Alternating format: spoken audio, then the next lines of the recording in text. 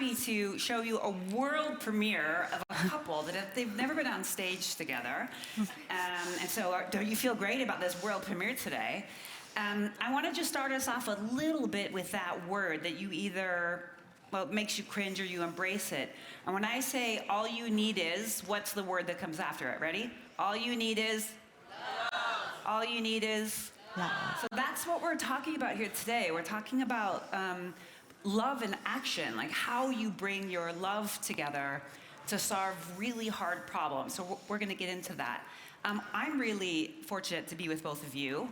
I, too, they are investors in Apolitical. They are more than just investors. Susan is, how are you doing? Can I help you? We had a discussion about grace today. So it's deep with them. And I've seen their work in action as well. I've spent time in their home. I've met their children. And they have, upstate New York, they have Wally Farms and Spark of Hudson. And I've seen it up close. So it's really nice to see it up close. But now we have you here. So this is a couple that works together. He's the philosopher. She is community-oriented, gets stuff done. So how many people here work with your partner, your spouse, or your lover? Okay, not very many. How many people think that's an absolutely crazy idea? There you go. You guys are a little nuts. How many people are looking to try it? Like, ooh, I'm thinking about it. I know it's something I'm thinking about a little bit. Yeah, there's a few of you. Okay, so now what I'm going to do is... another question. How many of you in your relationship are the philosopher? Don't raise your hand yet. Versus the doer. How many people are the philosopher in your relationship? Yeah, you would be in trouble without the how many people are the doers. Well, there's more doers here than philosophers. That's probably true in life, right? You're kind of an odd bird. Okay, last question, which is going to sound from left field. How many of you have ceded power, given away your power to someone recently? Okay, we're going to come back to that. Raise your hand. Great, super. So now what I do is let the audience in this world premiere let you get an idea about who you are. So I've asked them to do a very speed round, and most of these questions I asked them not to talk about. So this is a world premiere of the world premiere of what you think of each other. It's like the Newlywed Show, if anyone was there. In my next life, that's what I want to do. Okay, in a word, Susan, how would you describe yourself as a child? Competitive. Competitive? Nerdy. Nerdy. Well, that makes sense. Sorry, Albert. In a word or two, Albert, what were your biggest influences? David Deutsch. David Deutsch. Anyone know who David Deutsch is? Okay, we'll have to come back. You should all read him. Read him. My Aunt Ruth, she was the one who got reparations from Berlin from a factory and gave me, in a sense, a basic income. Wow, okay, we're going to come back to basic income, something that you all are funding an experiment on. So let's just go to the love story. How did you meet? Oh, we met completely by random in a cafe in Paris. I picked him up. Ooh, she did. Wow. Do you remember it differently? No? Nope. No, it was nope. Entirely true. Entirely true. So this is the part where I asked them not to share with one another in the speed round. What's the word that best describes your first impression when you met Albert, in a word? Oh, well, 3 words. Stupid American football player. Stupid American football player. I was wrong on all 3 American, counts. And I know. He's not stupid, he's not a football. Okay, exactly, totally wrong. Bad judgment. Okay. Yeah. How about you? Hot. Hot, yeah. Aww. It's Paris, y'all. Come on. In a word, what do you admire most about Albert? I would say his tenacity. When we first got together, I guess I broke up with him a number of times, and he kept coming back. Ooh, wow. But also, I have to say his generosity. He's probably the most generous person I know. I've experienced that, and I'm not married to him. How about you? I would say just Susan's sort of passion for helping other people and connecting them with each other. Infectious, huh? Yeah, I've been on the receiving end of that. Okay, Albert, what drives you nuts in a word about her? Messiness. Messiness. Oh, God, you're the German. Sorry. I know. I can't help it. I know it's an old one. How about you? Neat freak. Neat freak. Oh boy, that's fascinating. That's okay, good that we. Albert, what in a word best describes why your relationship works? Tenacity. Tenacity. Okay, come back. We have serious fun together. He's the serious part, I'm the fun part. No comment on that. What's the hardest thing, please don't say messiness, about working with her? Just really taking the time to understand each other on where we come from on a problem, which is often from very different places. Which can be an advantage, but also can be a challenge, yeah? Yeah. Yeah, or even asking the same question. Yeah, how about you?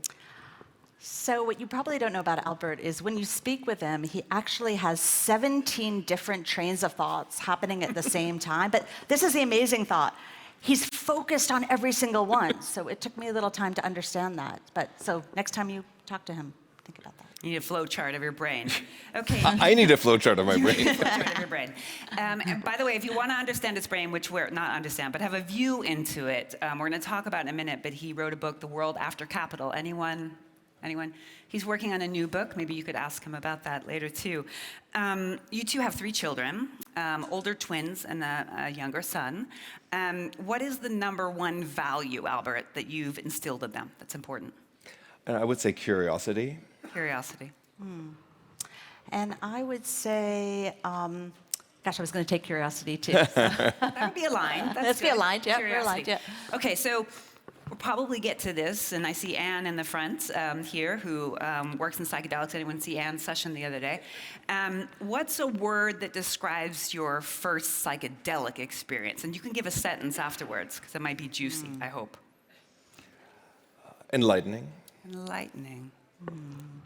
Transformational. I think that after the experience, I don't think we've ever felt so connected, and so I've never felt as much in love after that experience as I do today after 30-something years. Wow, wow. Well, that's an advertisement if I haven't heard of one. So let's go from a little bit about them, so you know them. You're not perfect. You have a perfect relationship, Albert? Definitely not. Definitely not.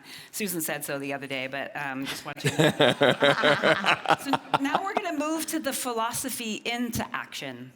So in the world after capital, Albert argues, and I totally agree, that we've moved into a new age. I mean, we just saw it here on the stage with AI. My mind is blown about what this means with your thesis, and even proves it even more about the speed of change that we need to make. Why do you believe this new age is necessary? Maybe just set it up a little bit. Yeah, so who was here for the Imad stability session, right? I mean, you saw a computer on the fly creating these images, right? If you were here for the session before that, you saw computers diagnosing cancer better than humans. Humanity, whenever we've had a very large technological breakthrough, we've had to really fundamentally change how we live. Like, when we invented agriculture, we had to stop, for the most part, being hunter and gatherers, and we had to start living in little villages. When we went from invented industry, we had the industrial age, we had to start living in cities. Like, we made these massive, massive changes. And now we have this extraordinary technology where we all carry a supercomputer around in our pocket that can do amazing things. And somehow, all of our reaction at the political level is sort of like, oh, a little tweak of the interest rate will do, and a little reskilling over there. Like, we've changed everything about how humanity lives twice, fundamentally changed everything. Even changed religion, all in reaction to big changes in technology. We have another such big change in technology. So we need to stop futzing around with incremental changes, and we need to make big changes. What's an example of a big change we need, and how are you working on it?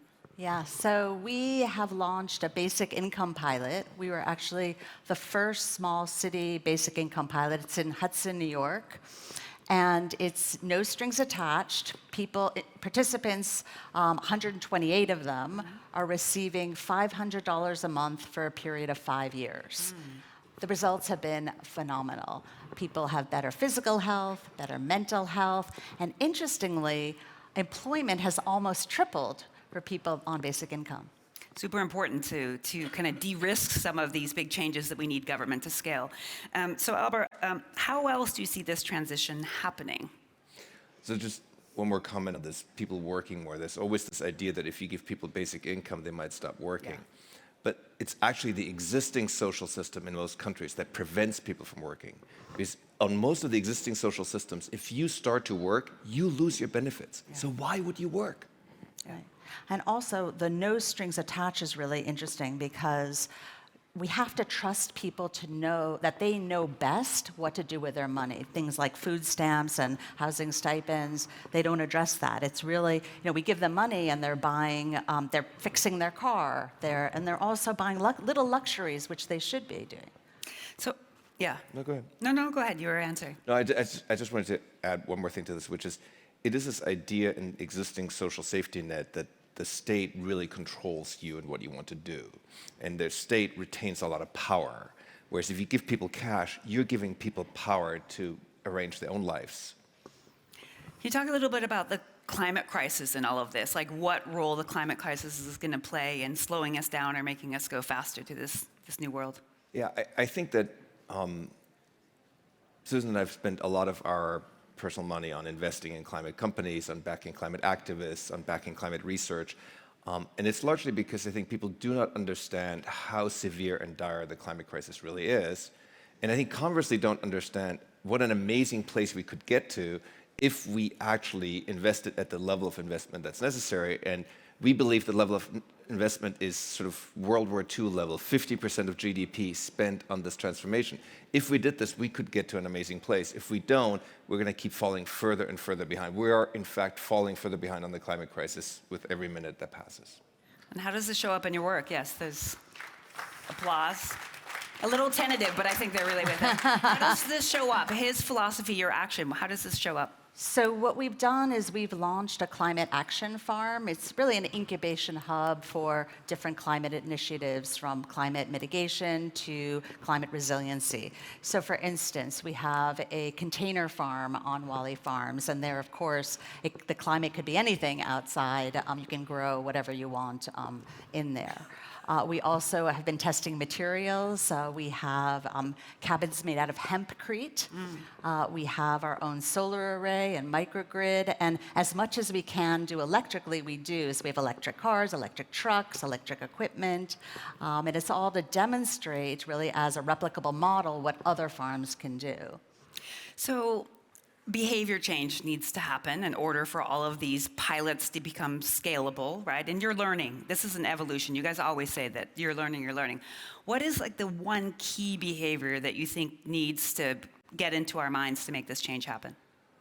Well, there's this, the reason my book is called The World After Capital is because in the industrial age, capital was the constraining factor. Physical capital, can you build factories, roads, et cetera?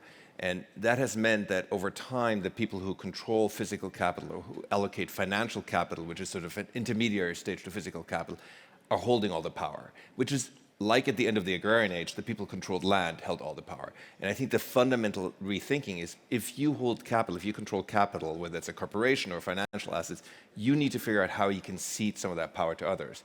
This is why this is directly related to Armin's talk. How can you give some of that power away to people who are actually stewards of the company, stewards of the land, stewards of a building? And what's interesting is that in the next 2 decades, there's going to be approximately $60 trillion, or 60 trillion euros, about $70 trillion, changing hands first to the widows, because women live longer, and then to the next generation. And they're not interested really in investing in things like fossil fuels. What they really want to do, as Armin said, is they want to invest capital, make a little bit, they don't want to give it away, but also do good at the same time. And these are the kind of models that we're testing out with the steward ownership model. Can you just say a little bit more about what steward ownership is? Because I think most people have heard of UBI now, maybe in this crowd, but what does that really look like? Yeah. So as Armin said, it's really about ceding power. Yeah. So let me give you an example. Yeah. We have an affordable housing initiative. We're just at the very beginning of figuring out steward ownership, but the idea is that we as owners and investors are actually ceding, giving away some of the power that traditionally owners and investors have. So for instance, we're writing into the operating agreement that we cannot sell or mortgage the houses out from under the residents who live there. They can also participate in the upside of the buildings if they're ever sold. If there was one, by the way, do people, when you come and bring this idea to them, are they skeptical? Do they think you're nuts? They think we're nuts. It's fascinating because we talk to our tax accountants and lawyers, and they're like, what do you mean you want to give away power? Like, who does that? It's like, no, we really want to do that. It's like, no, you don't. Yes, we do. Well, yes, they do. I have seen you all do it time and time again. Susan, has anyone been introduced by Susan or met Susan or been put together here at the conference? Yes. Anyone, any people have investments from Susan and Albert? Has anyone been to an event of Susan and or Albert's? Any fizzy salons? Yeah? Yeah, lots of them. Right? You two live your values in action. This is a question I didn't ask you, but how do you keep each other in check? I mean, it's very hard to get off, right? To get off targets, to get off the philosophy, to go back to incrementalism. Like you talked about curiosity and tenacity. Maybe that's just who you are. But how do you guys keep each other in check? That you're excellent. That you're still ceding power. That ceding power doesn't go to your head about ceding power. How do you keep her in check? Through conversations, for the most part. We do drive a lot because we have a place upstate, we have a place in the city, and it's about 2 hours, and it makes for great guaranteed conversation time. So. Yeah. And it's also about serious fun. I mean, we really do have a blast together, and we kind of spur each other on. We have 2 more minutes. If there's one thing you want this audience to take away, what would it be? That it's our collective responsibility to come up with this new age. That we cannot just be like, oh, we need to be stuck in the industrial age and we need to go kind of tweak things and make the industrial age work again. Like, no, we have this amazing new set of capabilities that are extraordinary. I mean, anybody can have this, as Imad said, personal teacher, for example. Like, how do we create a world where that's a good thing, not a bad thing? And it's an extraordinary challenge, and it's an amazing time to be alive. We have incredible threats with the climate crisis, incredible threats also from AI, but also extraordinary new capabilities. And so it's an exciting time, but we should stop thinking small and we should allow ourselves to think big. Yeah, imagination. How about you? I guess I would love to see ceding power, giving up power as the ultimate power move. And how might people do that today? Well, I think there are lots of ways to give up power. You don't have to do a steward ownership model. You know, it could be as simple as making introductions to people, you know, asking people, how can I help you?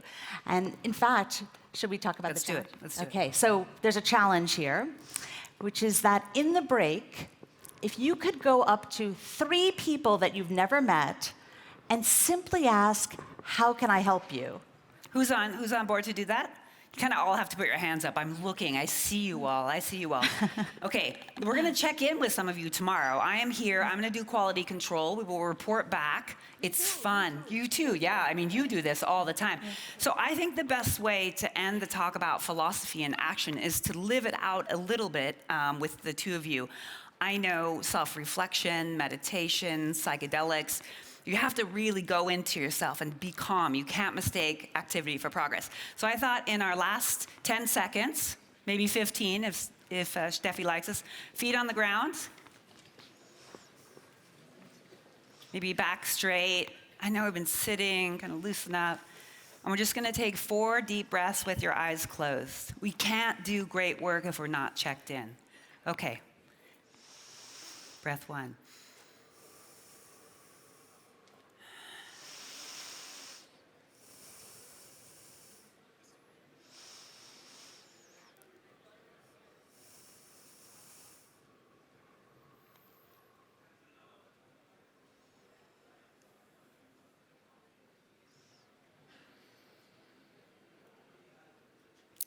Thank you, everyone.